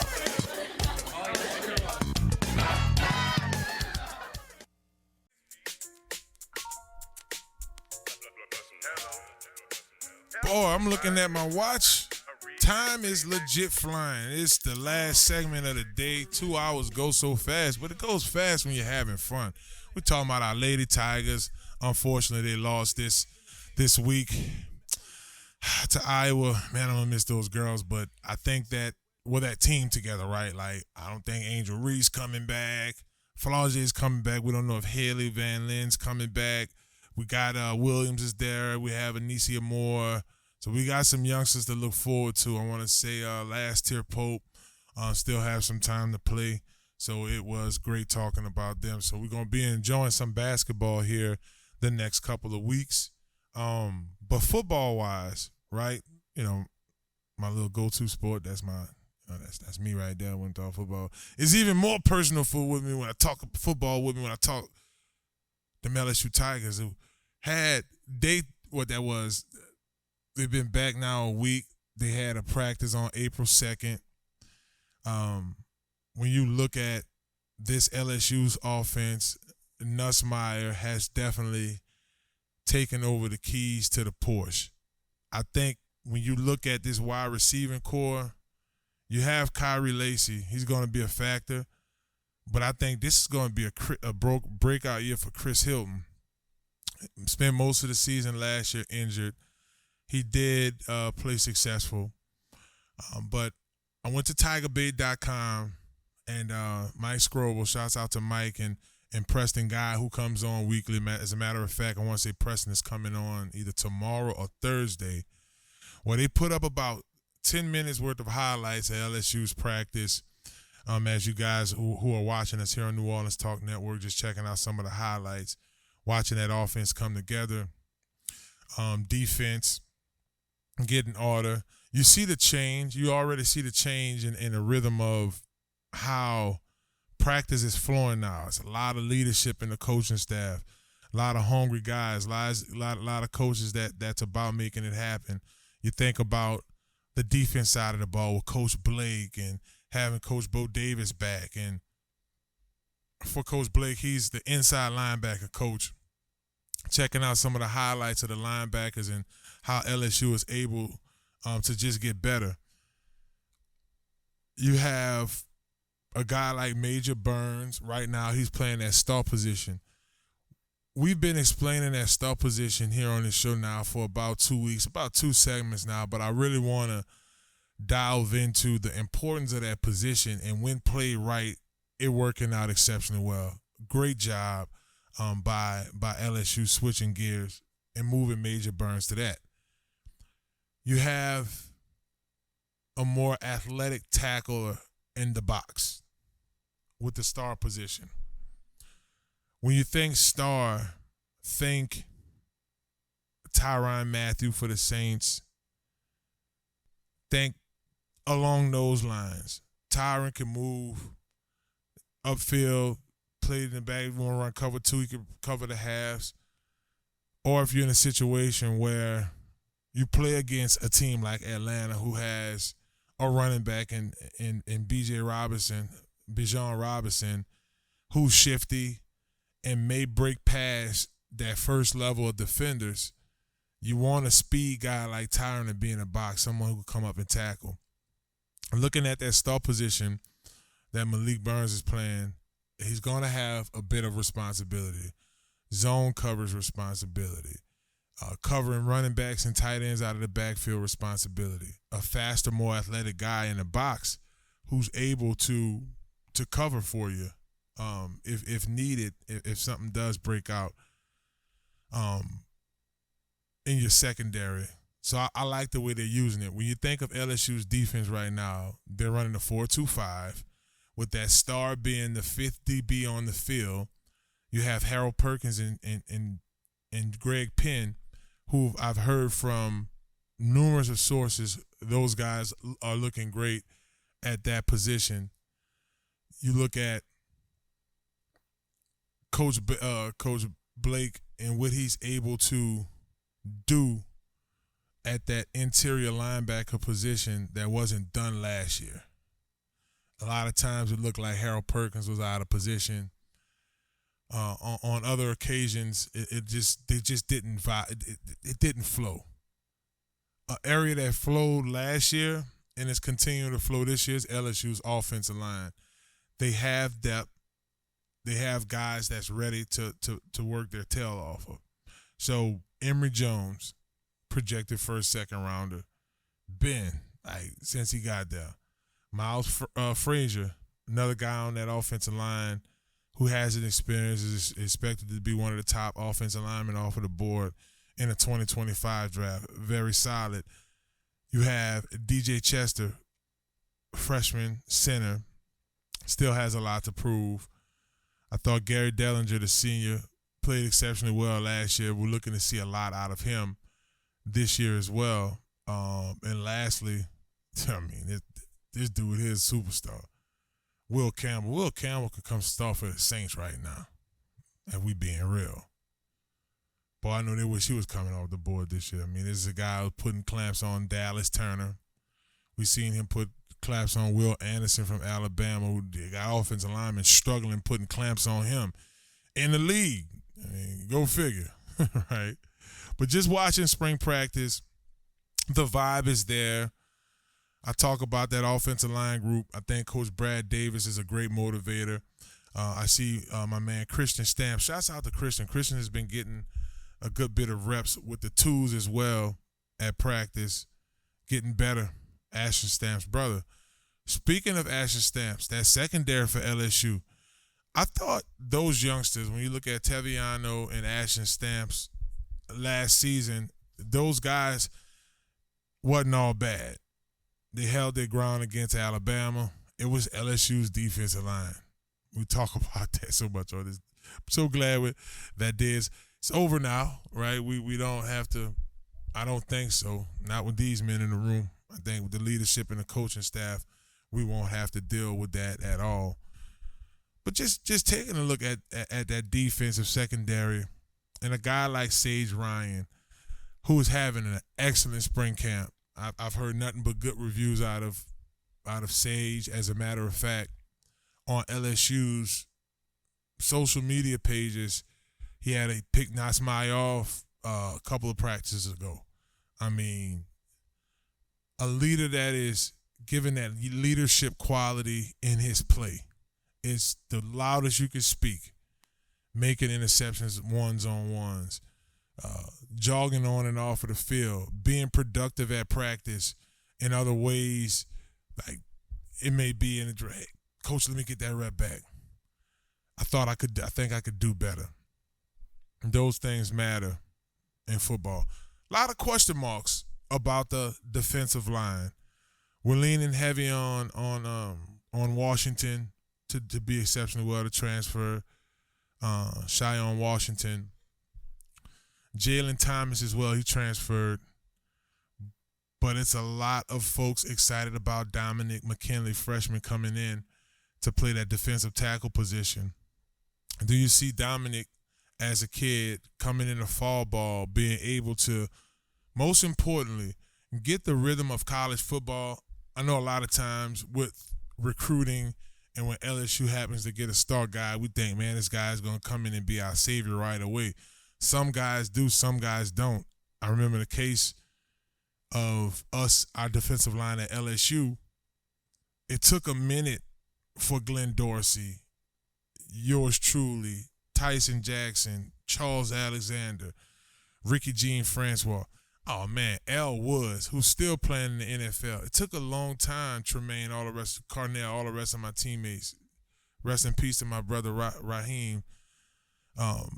Raheem Alim, another guy, in my opinion, his last year at LSU had 9 sacks. Right? It took a minute for Raheem to develop to that guy.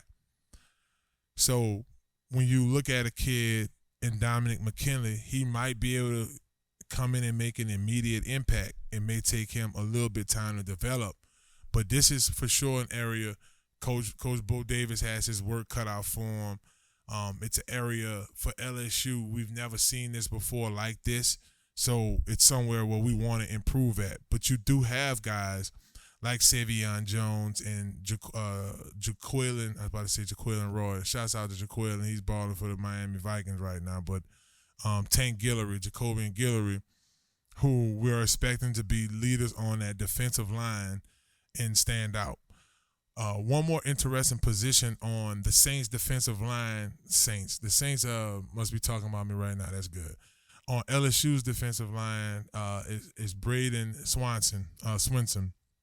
Swinson playing that jack position. You have him, you have Womack, and you have Howard. As that third guy that rotated in that position. Here's another position I think is very important, that jack position. Different like the star, is important for this guy to not only be athletic, he may be asked to what we used to call peel, right? When you're asked to peel, you got to cover a running back if he happens to run a wheel route or some type of flat route out of the backfield, so you're targeting that guy. But you're also asked to sometimes put your hands in the dirt or in a 2-point stand and be aggressive and attack the quarterback. So these are some of areas that, we have to look for LSU in this spring game, which is going to be April 22nd. I have April 21st, Northwestern State University. I'm going to go check my son and them out, and then I'm going to travel on down to Baton Rouge and check out the Fighting Tigers. Mike, we might be traveling for that. I'm sitting here thinking about that. I think that's a Thursday and a Friday. We may have to actually go out on the road. We'll see. On the road again. Y'all want to see the show on the road? Y'all tweet me at BigFave504. Y'all go ahead and hit the road and y'all do it. Well, that's them LSU Tigers. Y'all be sure to check them out.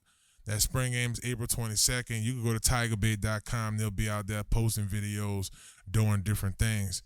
This was one heck of a show, y'all.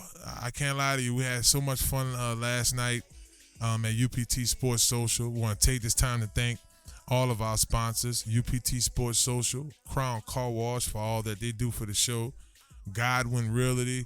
Shouts out to Joe with Godwyn Realty. Thank them for what they do for the show. Small Sliders, 1635 Barataria Boulevard in Marrero. Big ups to them as well. Want to give a big shout out to Montero Motors, 1512 North Causeway Boulevard. Y'all go check Alberto out. Some of the best used car deals in the city. That's one more episode in the books, baby. It's Inside the Trenches. Shouts out to Mike and Tarek, y'all. We'll be back. Peace on ESPN New Orleans. Looking right in those jeans. You're moving it fast, shaped like an hourglass. Conversation.